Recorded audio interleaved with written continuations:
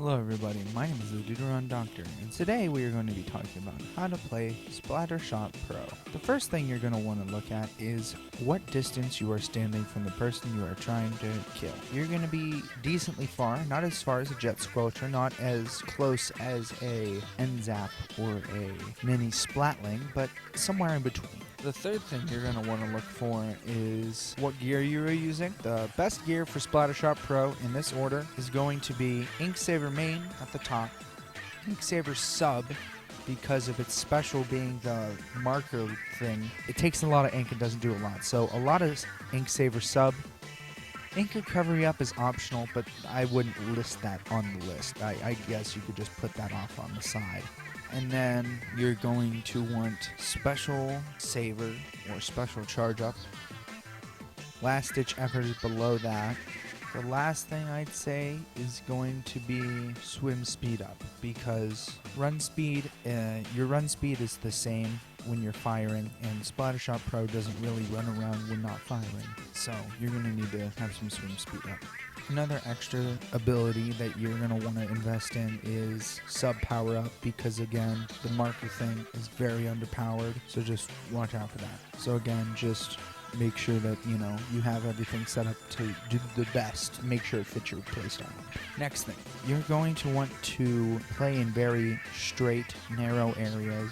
You are not a jet squelcher, you are not a sniper, you are not a NZAP or arrow spray. You're going to benefit a lot from narrow areas that you don't have to move a lot, and you have a very good advantage in. Like, Wahoo World is just the worst map you could possibly be in. Anything that's super open. I know Wahoo World has the little side areas, so that could help.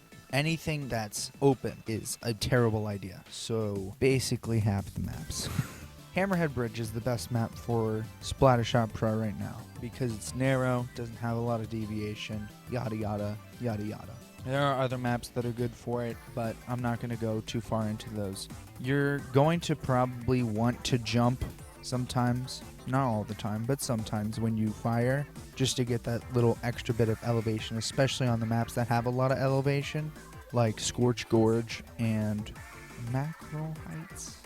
I can't remember. It's a map from Splatoon 1 that's coming to the new game. But you're going to want to, capitalize on jumping, even if it increases your random blah blah blah, like the spread.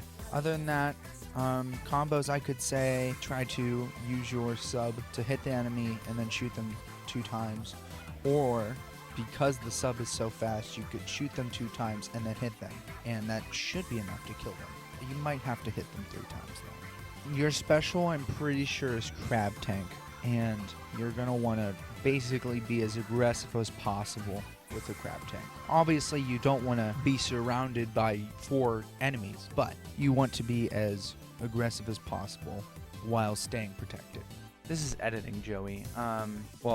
Editing as in more so my editor brought to my attention that this video is way too fucking short, so I gotta lengthen it somehow. Anyways, another thing you could do with the crab tank is you could walk from side to side, because that's how crabs walk. You're crazy how that works. You walk faster when you walk from the side with crab tank? Crazy. Anyway, yeah. You could walk to the side with crab tank. That's what you're supposed to do.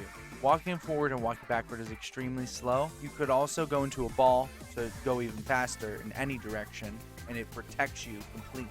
So basically, watch your back with crab tank. That's pretty much it. Just don't forget you also have bombs, and those things are potent as heck. You'll see it in the gameplay.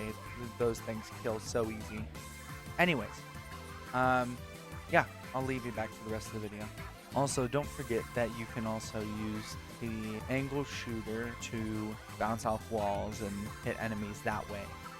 They do 15 damage each, so I'm pretty sure 3 shots, and then you could throw it in, hit them, and then they'll die. This is editing, Joey again. Technically not editing, actually. If this video is way too short, I'm sorry. It's just a really basic weapon. I mean, it's pretty straightforward. You just throw direct things to your enemies and shoot directly to your enemies. There's nothing stupid, complicated about it. That's just kind of how it is. Anyways, back to the video. Bye. Alright, I hope you enjoyed that intro on how to play Splattershot Pro in Splatoon 3. I don't know too much about the weapon. I played it a lot in Splatoon 2, but I didn't play it very much in Splatoon 3. So sorry if this is an extra short video. Anyways, I'm the Dude Run Doctor, and I will see you later. Bye.